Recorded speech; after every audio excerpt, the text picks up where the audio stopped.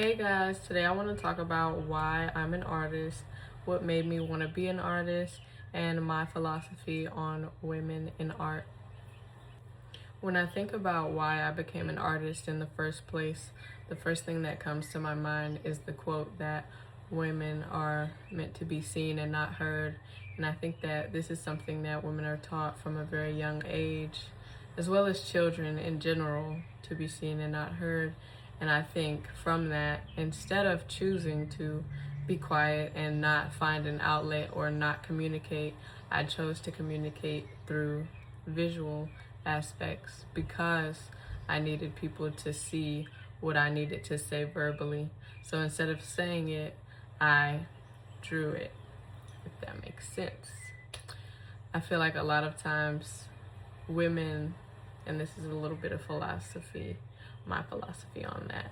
I feel like a lot of times women do things visually to get attention because that is the way that we communicate, because it's been embedded in our subconscious that we're meant to be seen and not heard.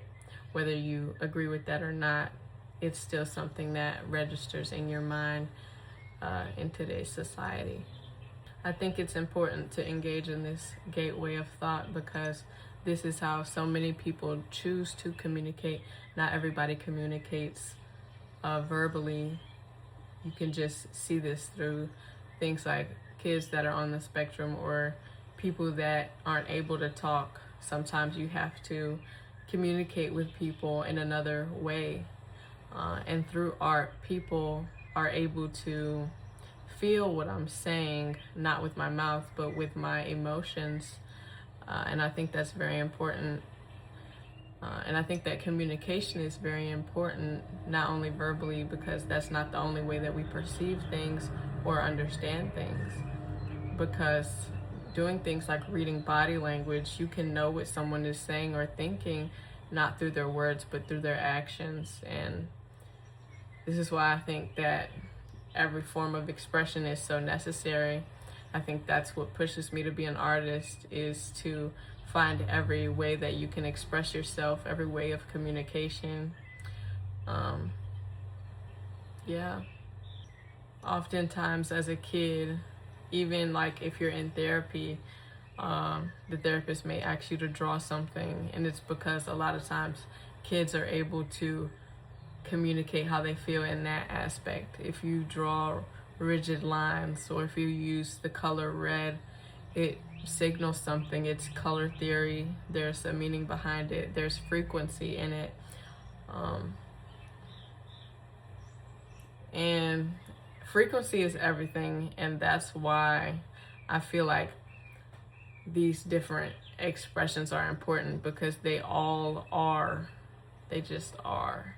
Like, does that make sense? Like, if I'm drawing something, I'm communicating it to you, but it's in a different frequency. That's why you're getting it a different way. But at the end of the day, if I say one thing and I express something not in a verbal way, I'm still saying that same thing. Like, it's like this. It's like if I say that I love you versus if I do an action that expresses that. I guess my ponder would be, is that the same thing? Or if I do something like buy you flowers, or if I draw you a picture, those are two different ways of communication, but it still signals the same message that I'm trying to get to you. Yeah. I think that art is just my way of communication. And that's also my major, graphic communications. But it's just the ability to be able to communicate with someone on an emotional level, not only just verbally, but you're able to see what I've produced and know exactly what I was thinking at that moment in time. And that's why art is so important to me. It's because that's the way that I was able to process thoughts. And the process of thoughts is very important, and it's a really emotional process, because when we look at things like trauma, it started because you don't process things. And so when you're able to process things, the way in which you process things becomes very attached to you. It's very sentimental.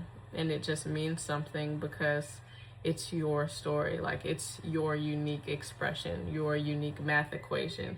Like, yes, 2 plus 2 equals 4, but 1 plus 1 plus 1 plus 1 also equals 4, like I said in my other video.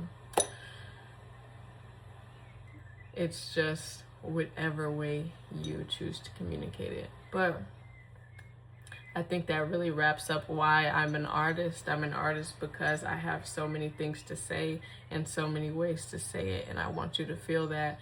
And I want you to be able to feel inspired and see yourself through me. Yeah. That's just how I'm feeling. That's how I feel on that.